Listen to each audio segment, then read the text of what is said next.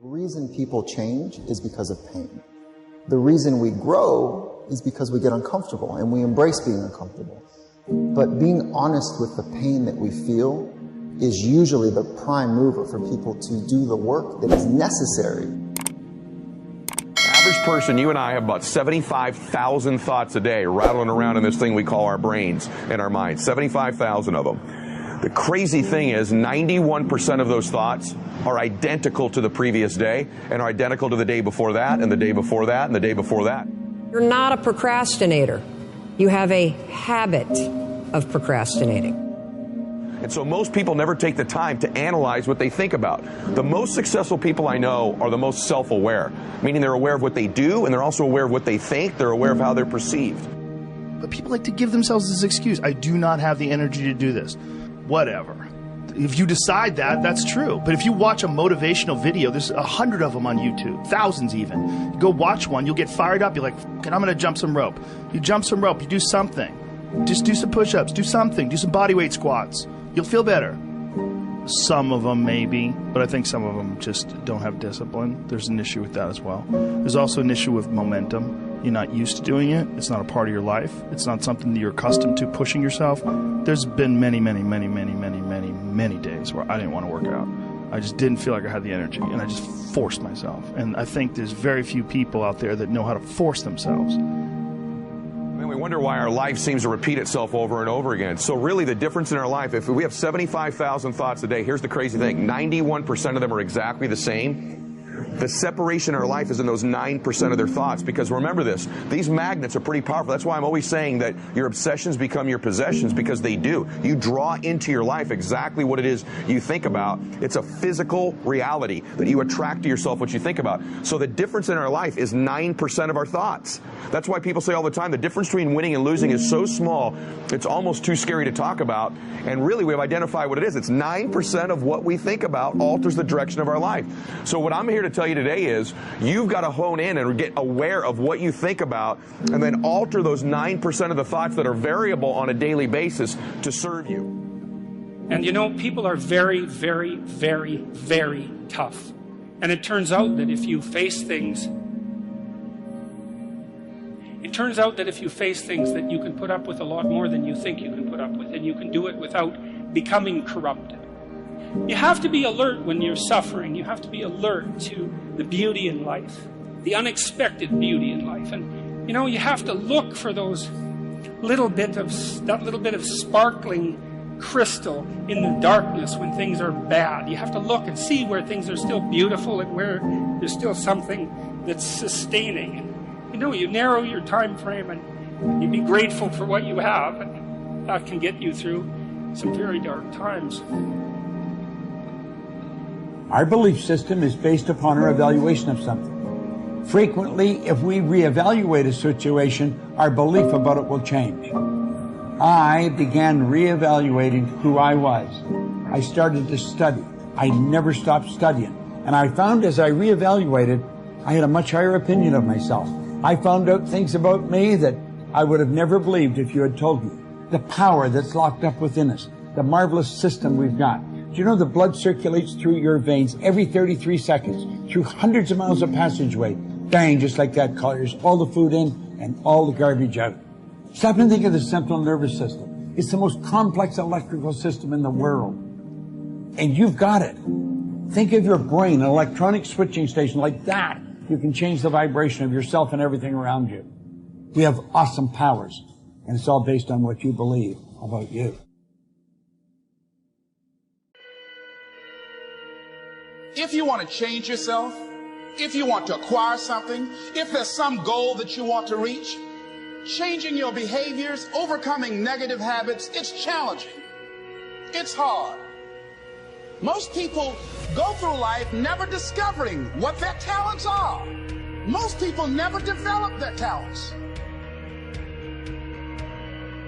The only thing that's going to make you happy, my friend, in this year or any other, is to step up. It's to raise the standard. It's to discover what you're capable of and feel that incredible power pushing through whatever's holding you back and get to the other side of more of your true self. That's what this game's all about. When you step into your fears, and continue to push yourself to go on, something happens for you.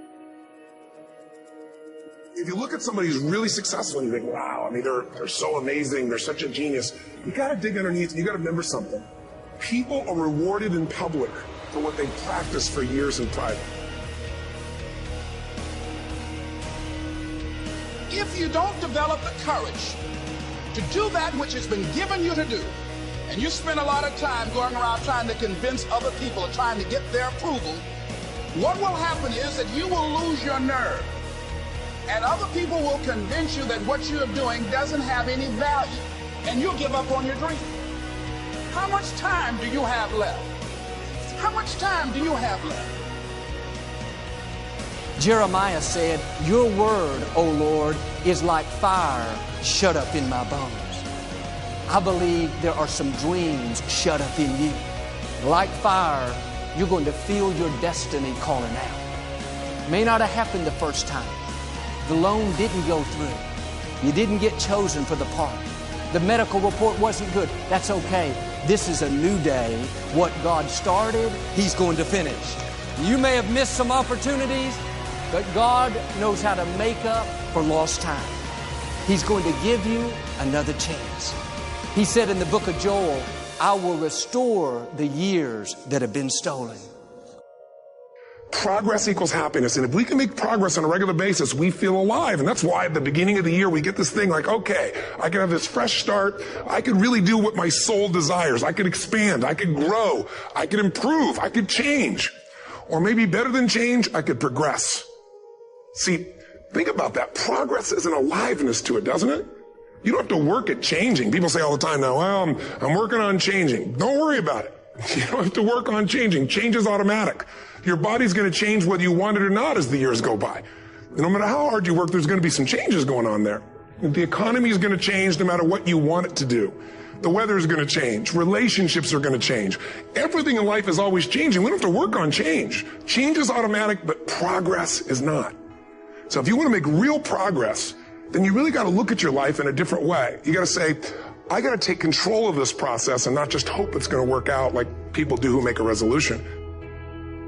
You may have lost years because somebody else put you at a disadvantage, or years because of your own choices.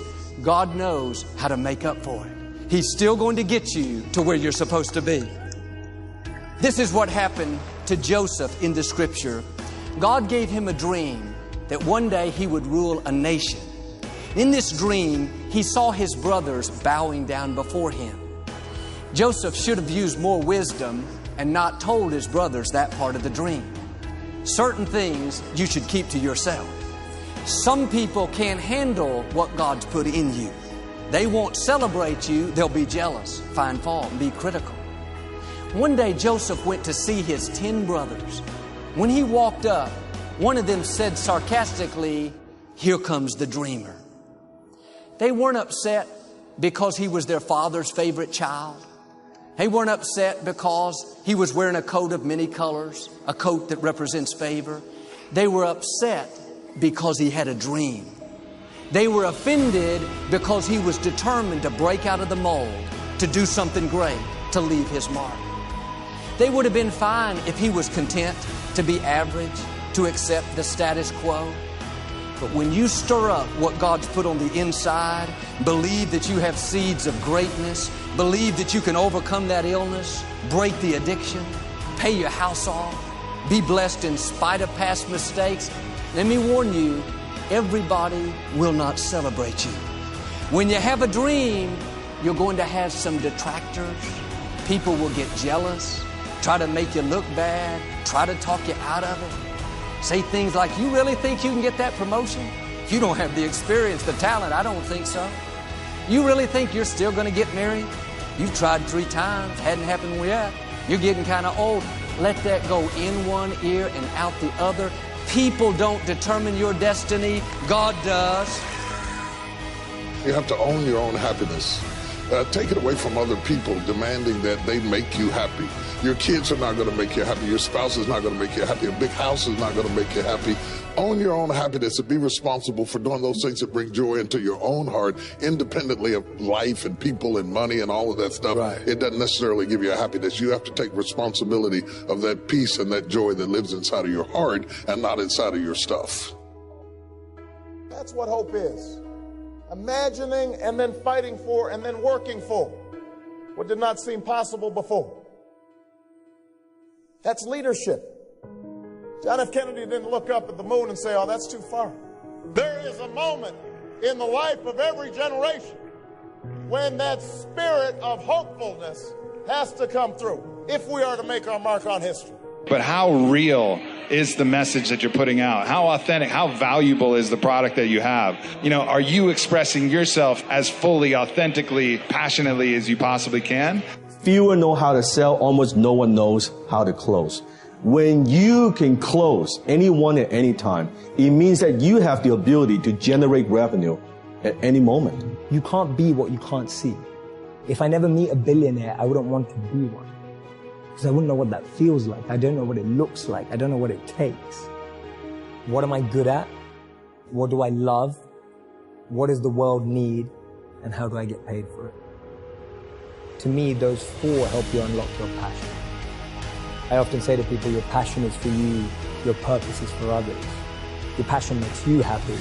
But when you use your passion to make a difference in someone else's life, that's a service, that's a purpose. So the question is not, I can't, is either you don't want to, and that's perfectly fine. Then don't say, I can't. Just say, I don't want to. Decide, commit. When you say, well, I can't, does that mean you don't know how to do it? Because you could go get the how-to. There's so much how-to on the internet. You could go find a way. You can take a program, go to an event, learn from a mentor, do something. You have the abilities. So it has to be down that low, that literally is something in you that's at the core of your soul. But you don't find it unless you spend a lot of time with what you want to be in life. I can't give that to you. You can't give it to somebody. When you find your true passion in life, I want to be someone that I'm proud of. I want to look at myself in the mirror because I was so disappointed. That accountability mirror I talk about, I was so disappointed in what I saw every day. I didn't love myself. And I feel ultimately his heart becomes flooded with love. And I can't think of a better message as we send you off today. To not only take risks, but to be open to life, to accept new views, and to be open to new opinions. While it may be frightening, it will also be rewarding. Because the chances you take, the people you meet, the people you love, the faith that you have, that's what's going to define you.